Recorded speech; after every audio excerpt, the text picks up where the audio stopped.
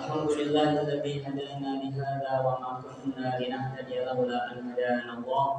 اللهم صل وسلم وبارك على سيدنا ومولانا محمد بقدر حبك فيه، وزدنا يا مولانا حبا فيه، وفرج عنا يا مولانا بجاهه ما نحن فيه. إلهنا لا نسألك رد القضاء ولكن نسألك اللطف فيه. أما بعد, yang sama-sama kita hormati dan kita muliakan para tokoh agama, tokoh masyarakat, ada Bapak Kepala Desa yang hadir di sini. Beliau dulu Bapak Guru kami ketika di Madrasah Sanawiyah, ada Pak Kadus, kemudian begitupun pengurus masjid, kemudian bapak-bapak dan ibu-ibu yang tidak bisa disebutkan satu persatu, jemaah hadirin pengajian peringatan nuzul Al-Quran di Masjid Al-Amin, hafizanallahu jami'an. Alhamdulillahirabbil alamin, di hari yang penuh berkah dan mulia ini kita diberikan taufik dikumpulkan oleh Allah SWT di tempat salah satu daripada rumah-rumah Allah, tempat yang paling mulia, asyraful buq'atin fil ardi, belahan bumi yang paling mulia yang ada di dunia, yaitu di rumah Allah, yaitu di masjid. Dan dalam rangka untuk memperingati kita diberikan nikmat yang begitu besar sebagai keistimewaan yang luar biasa bagi umat Nabi Muhammad SAW. Sebelum kita akan memetik uraian-uraian hikmah daripada peringatan nuzul Al-Quran, kaitannya kita telah berada di 10 terakhir bulan Ramadan. Kita saling mengingatkan bagaimana Rasulullah SAW mengisi 10 terakhir di bulan Ramadan, yaitu dituturkan oleh istri beliau Ummul Mukminin Sayyidah Aisyah radhiyallahu anha, karena Rasulullah SAW idza dakhala al-ashrul awakhir, bahwa Rasulullah SAW apabila sudah mulai masuk 10 terakhir bulan Ramadan, ahya lailahu, maka beliau mulai syaddal mizan, beliau kencangkan sarungnya. Itu adalah kinayah beliau tidak lagi tidur bersama istri-istrinya. Untuk apa? Ahya lailahu, beliau hidupkan sepanjang malam untuk beribadah di masjid. Beliau isi dengan beriktikaf. Kemudian wahai qaza ahlahu, dan beliau tidak cuma sendirian, akan tapi dibangunkan semua keluarga-keluarganya, dibangunkan sahabat-sahabat kesayangannya untuk bersama-sama menghidupkan tradisi yaitu iktikaf di masjid. Nah, walaupun kita tidak bisa misalnya iktikaf sepenuh 10 hari di masjid, akan tetapi bagaimana setidaknya paling tidak yaitu kita bisa merasakan kemuliaan daripada 10 terakhir bulan Ramadan ini, atau bahkan kita sudah masuk 5 terakhir. Dan apa yang Rasulullah SAW kejar dengan menghidupkan malam-malamnya di akhir-akhir bulan Ramadan, ya tentu yang kita kenal dengan malam Lailatul Qadar. Sebab malam Lailatul Qadar ini memiliki kemuliaan yang begitu besar. Dilihat dari segi artinya, malam Lailatul Qadar itu, Al-Qadar kalau dari segi bahasa Arab itu artinya bernilai, sangat berharga. Itu artinya bagi orang yang ketepatan mendapatkan Lailatul Qadar kemudian beribadah di malam tersebut, maka sebagaimana kita ketahui mendapatkan pahala senilai apa? Senilai 1000 bulan, beribadah 1000 bulan. Itu diriwayatkan bahwa Rasulullah SAW pernah ketika berkumpul dengan para sahabatnya menceritakan tentang Bani Israel, yaitu ada orang-orang ubat atau orang-orang ahli ibadah dari kalangan Bani Israel yang dimana ya'budunallah khamsadina sanah.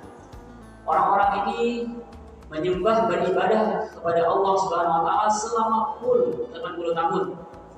Kemudian wala ya'sunahu tarfat 'ainin, dan tidak pernah bermaksiat kepada Allah walau hanya sekejap mata. Para sahabat yang mendengar bagaimana keadaan Bani Israel yang disampaikan oleh Rasulullah SAW seperti itu, mereka merasa iri.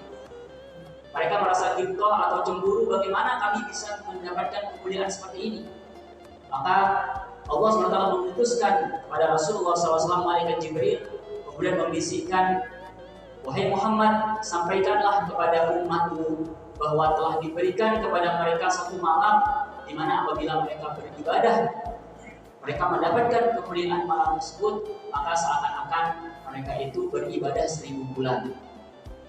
Dan itulah yang disebut dengan malam Lailatul Qadar, di mana 1000 bulan ini senilai dengan 80 tahun lebih 4 bulan. Ya, siapa yang bisa berusia, atau mungkin ada yang berusia 80 tahun, akan tetapi tidak seluruh 80 tahunnya itu digunakan untuk beribadah. Tidak menjamin selama 80 tahun itu tidak ada maksiat-maksiat yang kita lakukan. Bahkan sehari saja kita hidup itu sudah berapa maksiat-maksiat kita lakukan.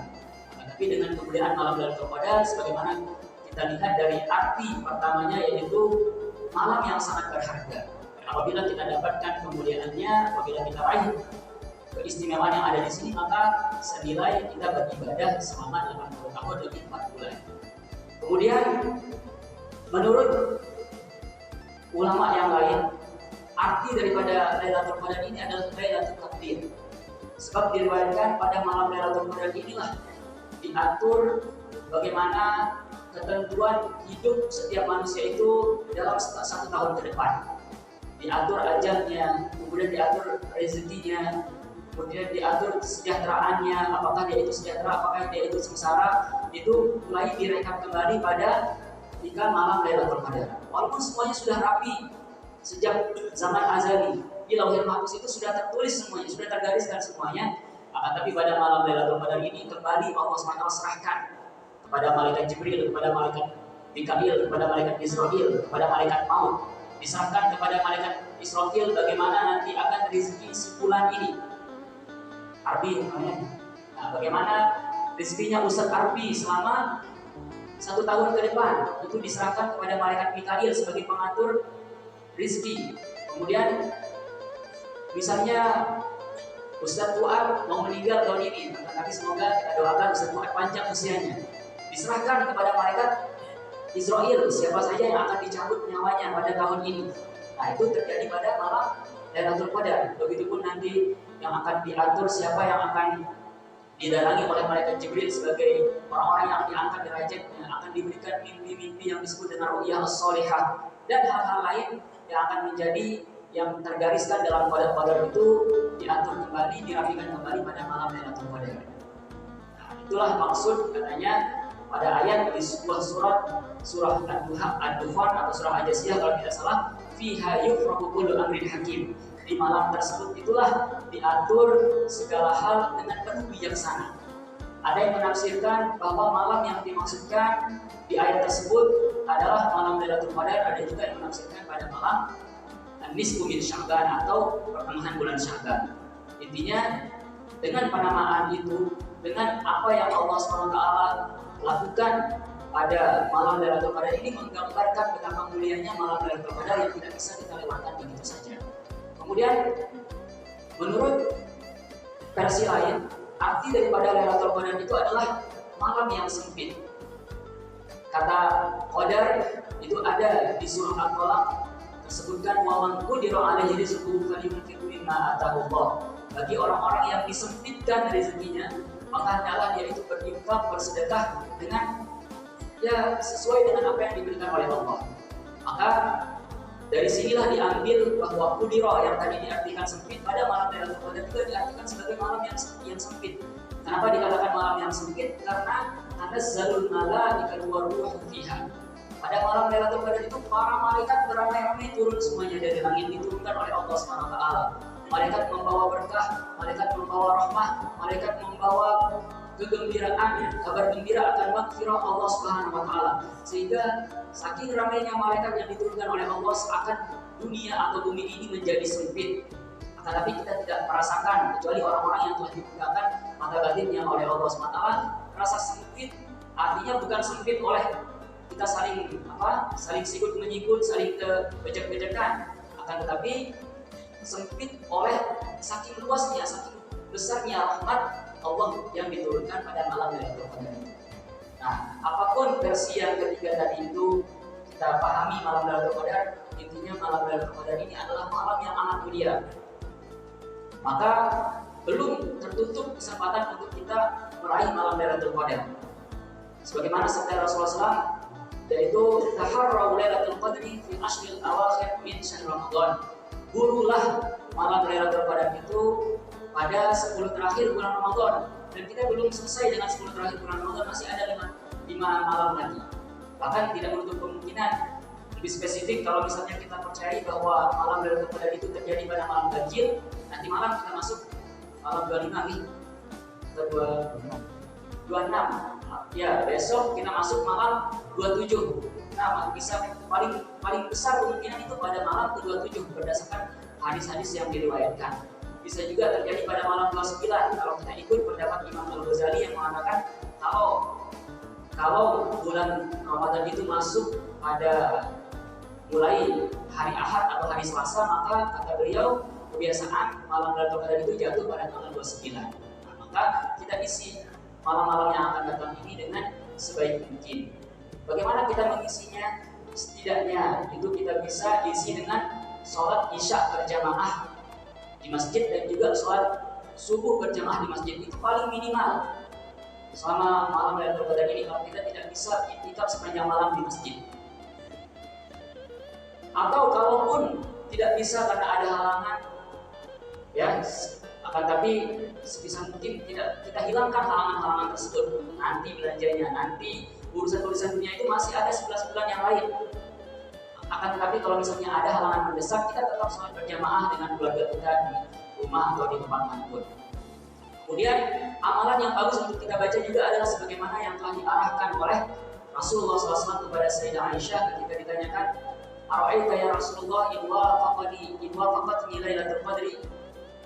Ya Rasulullah, kalau seandainya aku menjumpai malam Lailatul Qadar, maka apa yang sebaiknya aku baca? Maka Rasulullah SAW mengajarkan doa yang singkat, yang sederhana dengan mengatakan, bacalah Allahumma innaka afuwun tuhibbul afwa fa'fu anni. Coba, Allahumma innaka afuwun tuhibbul afwa fa'fu anni. Bisa kita tambah Allahumma innaka afuwun karim tuhibbul afwa fa'fu anna ya karim. Kita hafal semuanya, tetapi barangkali kita lupa. Kita perlu saling mengingatkan agar malam-malam yang akan datang ini kita semakin perbanyak doa tersebut. Dan bukan berarti hanya doa tersebut, kita bisa baca doa-doa yang lain, akan tetapi ini mengisyaratkan bahwa arti dari doa tersebut adalah kita meminta kemaafan dari Allah SWT. Karena sebab apabila kita sudah diberikan maaf oleh Allah SWT, maka semuanya mudah, segalanya mudah. Sehingga Imam Ibnu Qayyim Al-Jauziyah mengatakan, kalau seandainya engkau merasa punya banyak permintaan kepada Allah, punya banyak masalah, akan tetapi terasa teluh lidahmu untuk membaca berdoa kepada Allah, maka bagaimana caranya? Cukup baca Allahumma innaka afuwun karim tuhibbul afwa fa'fu anna. Artinya kalau Allah sudah memberikan kita kemaafan, segala urusan kita itu akan dilancarkan, segala masalah kita itu akan diselesaikan dengan sendirinya. Nah, berarti itulah kaitannya bagaimana kita mengisi sisa-sisa bulan mulia yang sebentar lagi kita akan ucapkan selamat tinggal. Kemudian kaitannya dengan kita memperingati nuzulul Quran.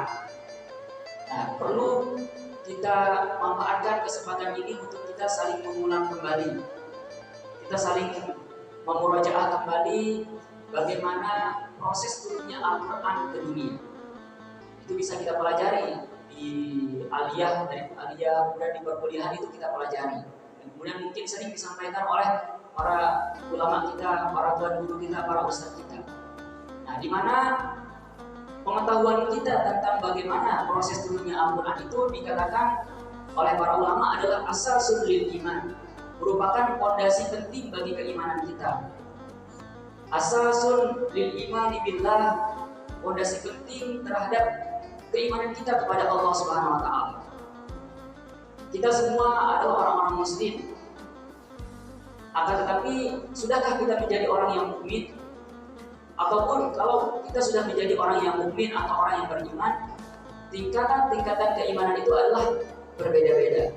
Nah, bagaimana agar tugas kita sebagai seorang muslim, sebagai seorang mukmin selalu berusaha agar keimanan itu kita dari hari ke hari, dari bulan ke bulan, dari tahun ke tahun terus meningkat. Karena sebagaimana dikatakan oleh para ulama Ahlus Sunnah wal Jamaah, al-imanu yazidu wa yanqus, bahwa iman ini bisa bertambah dan bisa berkurang. Bisa bertambah dengan semakin kuatnya ilmu akidah kita, dengan semakin luasnya wawasan keagamaan kita, bisa bertambah dengan ketaatan yang semakin meningkat. Begitupun yanqus bisa berkurang apabila beriring dengan semakin berkurang ketaatan kita, semakin meningkat maksiat kita, semakin tinggi kejahilan kita, semakin jauh jarak kita dari Allah, maka iman itu pun akan berkurang. Nah, di antara modal penting untuk menambah meningkatkan keimanan kita itu adalah menanamkan bagaimana keyakinan kita ini bahwa Al-Quran itu adalah kalamullah. Dan begitupun keimanan kita terhadap risalah yang disampaikan oleh baginda Nabi Muhammad SAW. Nah, bagaimana proses turunnya Al-Quran? Walaupun tidak dijelaskan secara spesifik, tahap pertama ini, tahap kedua ini, tahap ketiga ini di dalam Al-Quran, begitupun di dalam hadis. Akan tapi apabila kita kumpulkan riwayat-riwayat itu bisa kita temukan, bisa kita kumpulkan, kita olah ayat-ayat yang terpisah-pisah itu bisa kita dapatkan. Dan ini diceritakan oleh salah seorang sahabat mulia yang bernama Sayyiduna Abdullah bin Abbas radhiyallahu taala anhuma. Beliau adalah salah seorang sepupu Rasulullah SAW, salah seorang sahabat junior, sahabat yang kecil ketika masih Rasulullah SAW meninggal itu beliau masih usia 13 atau 14 atau paling banter 15 tahun. Masih belia, masih junior. Akan tetapi berkat doa Rasulullah SAW karena cintanya ayah beliau yang bernama Sayyidina Abbas bin Abdul Muttalib yang merupakan paman Rasulullah SAW, karena kecintaan beliau terhadap orang alim, dan ini patut kita tiru agar setiap ada orang alim itu kita didik anak kita itu agar cinta kepada orang alim tersebut. Kita perkenalkan, kita datangkan kepada orang alim tersebut, kemudian kita minta doa kepada orang alim tersebut. Begitulah yang dicontohkan kepada kita oleh Sayyidina Abbas bin Abdul Muttalib. Dari sejak kecil beliau mengajak putra beliau yang bernama Abdullah kepada Rasulullah SAW. Kemudian diperkenalkan, ya Rasulullah, ini adalah putraku. Doakanlah kepada Allah, mintalah doa, aku minta doa agar engkau berdoa agar anakku ini menjadi orang yang berguna, menjadi orang yang soleh, menjadi orang yang alim. Maka Rasulullah SAW mengangkat tangannya dan berdoa, Allahumma faqihhu fiddin wa 'allimhu ta'wil. Ya Allah, berikanlah Abdullah bin Abbas ini kedalaman ilmu dalam fikih. Kemudian ajarkanlah dia itu takwil, cara mentafsirkan Al-Quran. Sehingga Abdullah bin Abbas ini sebagai maestro atau sebagai rujukan utama dalam penafsiran Al-Quran. Kita lihat tafsir-tafsir Al-Quran yang ada sekarang. Ada yang disebut dengan tafsir At-Tabari judulnya. Ada tafsir Al-Qurtubi, ada tafsir Ibnu Katsir, ada tafsir Jalalain, tafsir lain-lain, masih banyak sekali tafsir di dunia ini, dan itu kebanyakan rujukan-rujukan yang bisa diambil, yang banyak dikutip pendapatnya apa arti ayat ini, apa arti ayat ini, itu adalah berdasarkan penafsiran Sayyidina Abdullah bin Abbas radhiyallahu anhu.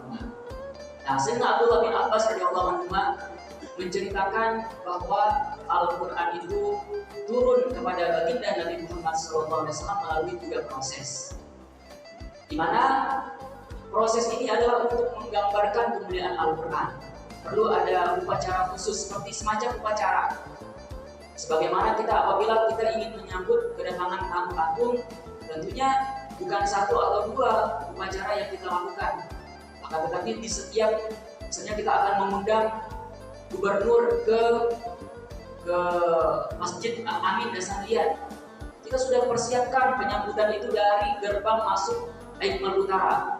Kemudian ada pos kedua, pos ketiga, semua itu sudah dipersiapkan penyambutan yang luar biasa sesuai dengan protokoler. Bagaimana ya penghormatan terhadap pejabat tinggi seperti itu. Maka kalamullah sebagai kalam yang paling mulia, kalamun la ya'ti min bainihi wa min khalfihi al-batil, yang tidak ada kebatilan baik dari depan atau belakangnya. Maka Allah SWT jadikan skenario atau jadikan tahapnya itu melalui proses tahap-tahap yang perlu kita renungi hikmahnya. Di mana paling pertama Al-Quran sebelum Rasulullah SAW dilahirkan, sebelum Beliau itu diutus bahkan sebelum Nabi Adam diciptakan, manusia itu diciptakan, Al-Quran sudah diturunkan kemudian disimpan, dibukir di apa yang disebut dengan Lauhil Mahfuz. Dan inilah dalilnya itu bisa kita temukan, walaupun ini adalah penuturan Ibnu Abbas yang beliau tidak mengatakan ini ada, kalau kita belajar di hadis itu ada istilahnya hadis mauquf, ada istilahnya hadis marfu'. Kalau hadis marfu itu disampaikan langsung oleh Rasulullah SAW. Sedangkan kalau hadis mauquf itu sahabat yang menyampaikan, bukan Rasulullah SAW yang menyampaikan. Hanya saja kita percaya walaupun bukan Rasulullah SAW, tidak dinisbahkan kepada Rasulullah SAW perkataan ini, akan tetapi kita percaya bahwa Sayyidina Abdullah bin Abbas mendapatkan pengetahuan ini itu dari Rasulullah SAW, walaupun beliau itu tidak menyandarkan. Misalnya nanti Ustaz Arfi pulang dari masjid mengatakan kepada keluarganya terkait apa yang dia dengar di pengajian. Tidak mengapa Ustaz Arfi tidak menisbahkan perkataannya kepada saya misalnya, kepada dia atau kepada guru-guru yang hadir misalnya di sini. Nah, itu tidak mengapa, kita percaya husnuzan bahwa apa yang disampaikan oleh Sayyidina Abdullah bin Abbas bahwa sebelumnya Al-Quran ini diturunkan di Lauhil Mahfuz, itu adalah beliau dengar dari Rasulullah SAW. Dan juga kita bisa temukan dalilnya dalam Al-Quran. Di akhir surat Al-Buruj dikatakan bal huwa Qur'anun majidun fi Lauhil Mahfuz, bahwa itu adalah Al-Quran yang majid, artinya yang sudah mulia, kemudian yang sudah dari sejak dahulu kala sebelum manusia ini diciptakan, bahkan sebelum alam semesta ini diciptakan, Al-Quran itu sudah ada dan disimpan di mana? Di Lauhil Mahfuz. Nah, ulama mengambil hikmah, mencoba untuk mencari apa hikmah kenapa diturunkan di Lauhil Mahfuz terlebih dahulu. Nah, dikatakan oleh Syekh Abdul Aziz Az-Zurqani dalam kitabnya Manahilul I'tiqad fi Ulumil Quran bahwa Allah Subhanahu wa taala melalui skenario ini adalah ingin menunjukkan ada makhluk bernama Lauhil Mahfuz. Ingin menunjukkan kemuliaan, keagungan apa yang disebut dengan Lauhil Mahfuz, dan kita perlu tahu agar umat manusia itu tahu, terutama umat Nabi Muhammad SAW tahu bahwa apa itu Lauhil Mahfuz dan apa fungsi Lauhil Mahfuz. Dan kita tahu bahwa Lauhil Mahfuz itu adalah ibarat sebuah tempat pencatatan segala hal. Semua apa yang akan terjadi di dunia, semua sekecil apapun itu semua tertulis di Lauhil Mahfuz. Artinya di sini agar menambahkan keyakinan kita dengan mengimani adanya Lauhil Mahfuz, bahwa apapun pekerjaan kita kecil ataupun tidak, baik dilihat oleh manusia, baik kita lakukan secara terang-terangan, baik kita lakukan secara sembunyi, itu sudah tercatat di Lauhil Mahfuz. Dan kita tidak bisa mengelak, kita tidak bisa berkilah ketika kelak di yaumul hisab kita akan diperhitungkan oleh Allah Subhanahu wa taala. Nah, itu adalah hikmah pertama bahwa kita bisa mengetahui bahwa di Lauhil Mahfuz ini semua telah dituliskan semuanya. Segala amalan kita. Ya, maka di sini pengaruhnya kita sebagai seorang muslim agar bagaimana kita lurus-lurus dalam hidup.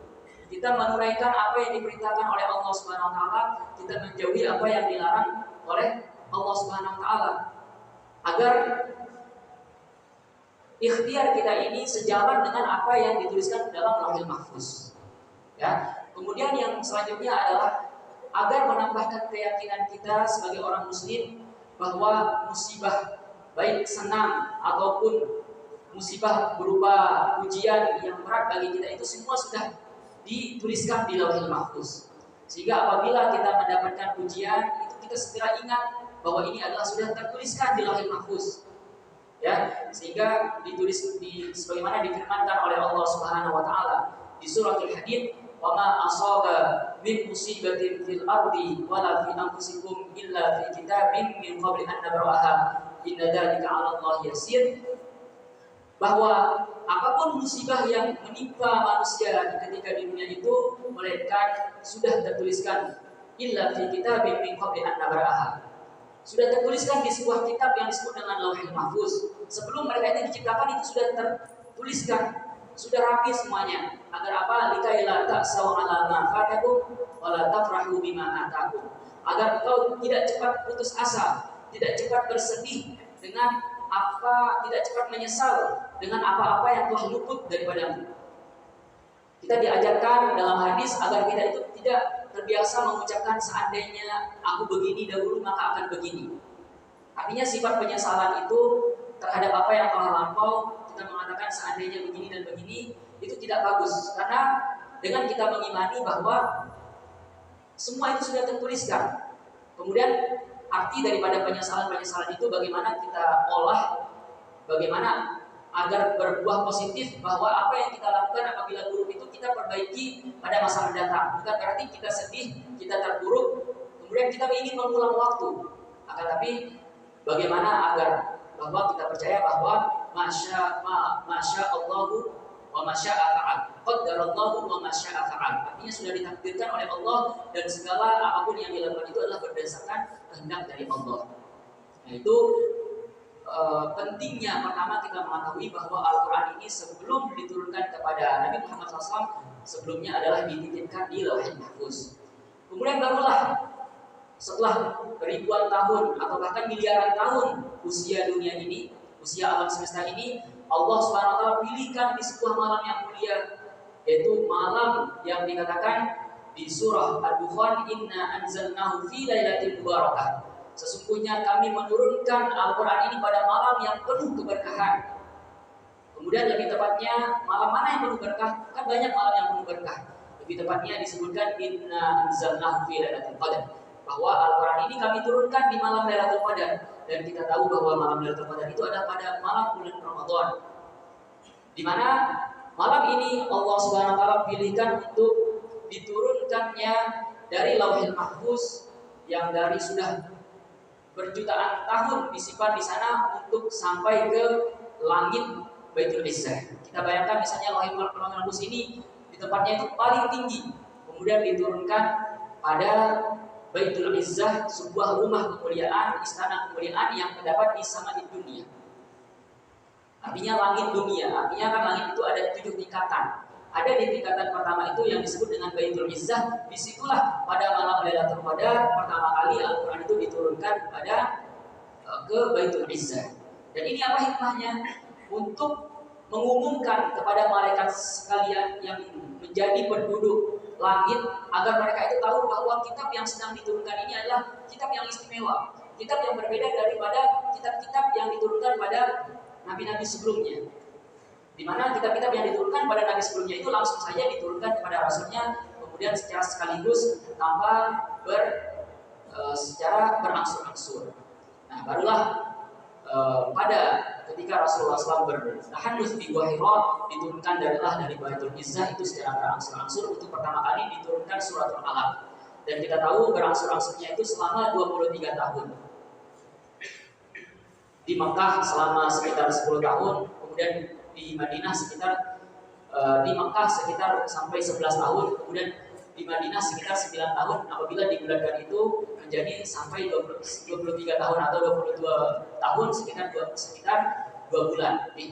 Nah, kemudian perlu kita tahu hikmah mengapa Allah Subhanahu wa taala menurunkan Al-Quran ini secara berangsur-angsur. Nah, itu dijelaskan ada sekitar 4 hikmahnya. Hikmah pertama adalah tathbit fuad Nabi sallallahu alaihi wasallam wa taqwiyati qalbihi. Adalah untuk menguatkan hati, meneguhkan hati baginda Nabi kita Nabi Muhammad SAW selama wahyu ini diturunkan. Karena banyak sekali cobaan-cobaan yang dihadapi oleh Rasulullah SAW ketika berdakwah, menyampaikan risalah dari orang-orang yang membenci beliau, dari kalangan musyrik yang iri kepada beliau, yang orang-orang Yahudi yang tidak rela bahwa Al-Quran ini diturunkan kepada salah seorang daripada umat yang ummi, artinya tidak bisa baca, tidak bisa menulis. Padahal orang-orang Yahudi itu menganggap dirinya sebagai makhluk pilihan Allah, yang pandai membaca, yang paling cerdas. Tapi kenapa diturunkan kepada orang Arab yang ummi, yang tidak bisa membaca dan tidak bisa menulis? Maka dengan tantangan-tantangan itu, seiring dengan apapun yang Rasulullah SAW dapatkan dalam dinamika dakwahnya, diturunkanlah Al-Quran sebagai jawaban-jawaban. Diceritakan tentang para nabi terlebih dahulu, sehingga wa kullan naqussu 'alaika min anba'i rusuli ma nutsabbita bihi fu'adak. Nah, itu berarti begitupun juga bagi kita. Dengan kita membaca Al-Qur'an juga menjadi spirit baru bagi kita, menjadi penambah semangat bagi kita, menjadi penghilang gundah gulana bagi kita. Di mana kita perlu percaya bahwa dengan membaca Al-Qur'an itulah yang bisa menghilangkan kegelisahan kita. Sebagaimana doa yang sering kita baca, Allah menjadikan Qur'an al-azim rabi'a qulubina. Ya Allah, jadikanlah Al-Qur'an yang penuh mulia ini sebagai pengobat hati kami, sebagai penerang jiwa kami. Kemudian juga Al-Quran ini diturunkan agar diturunkan secara berangsur-angsur karena rahmat Allah SWT kepada umat ini, bahwa banyak PR kita dan juga sebagai aktivis dakwah, sebagai guru, sebagai orang tua dalam mengajar itu perlu kita memperhatikan apa yang disebut dengan tahap bertahap. Maka Allah SWT apabila kita lihat bagaimana ayat-ayat yang diturunkan pada periode Makkiyah itu adalah fokus untuk menanamkan akidah. Fokus untuk menanamkan akidah artinya dicabut dulu akidah-akidah orang-orang yang menyembah berhala. Akidah begitupun akidah-akidah orang-orang yang percaya terhadap yang tidak sekutu-sekutu Allah. Nah, itu hal pertama yang dihapus ketika periode Makkiyah. Barulah setelah Rasulullah SAW berhijrah ke Madinah, pada periode Madaniyah kita lihat ayat Al-Quran itu fokus membangun hukum, kemudian membangun akhlak-akhlak yang mulia. Nah, maka di sini menjadi keyakinan akan bagaimana cantiknya atau indahnya strategi Al-Quran dalam mengajarkan kita. Kemudian begitupun Al-Quran seakan-akan di antara kemujizatan Al-Quran itu adalah seakan-akan diturunkan selalu sedar rasanya. Kapanpun kita baca seakan-akan ketika kita baca hari ini seakan-akan Al-Quran itu baru diturunkan tadi siang atau tadi pagi. Artinya Al-Quran itu selalu segar, kemudian seakan-akan itu dialognya itu disampaikan kepada kita apabila kita tadabbur maknanya. Karena sebagaimana kita tahu tadi bahwa hikmah daripada Al-Quran diturunkan secara berangsur-angsur itu adalah kita tahu sebab nuzulnya seakan-akan Al-Quran itu juga turun untuk kita sampai saat ini. Sampai akhir zaman itu tetap dirasakan bahwa Al-Quran itu tetap segar, tetap relevan dengan apapun keadaan yang kita hadapi.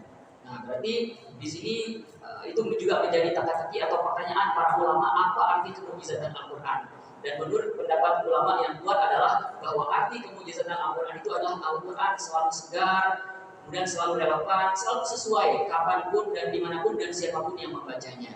Maka dari sini mungkin karena sudah dekat kita berbuka, semoga apa yang kita uraikan daripada sejarah turunnya Al-Quran, kemudian proses turunnya Al-Quran, dan sebenarnya masih panjang bagaimana hikmah-hikmah yang bisa kita ambil daripada proses turunnya Al-Quran ini. Tapi mungkin sekedar daripada ini kita nanti bisa sekedar itu bisa menjadi sekedar modal nanti agar bapak-bapak, ibu-ibu, saudara-saudari semakin giat untuk membaca kembali, untuk mendengarkan kembali hikmah-hikmah, karena ini semua sudah tertulis di kita, sudah banyak bisa dibaca di buku-buku. Kemudian artinya ini untuk menekankan tentang pentingnya ilmu kita terhadap hal ini saja, sehingga dengan demikian akan semakin menambahkan keimanan kita, menambahkan ketakwaan kita kepada Allah Subhanahu wa taala, sehingga dengan keluarnya kita di bulan Ramadan ini kita meraih predikat atau gelar ketakwaan yang merupakan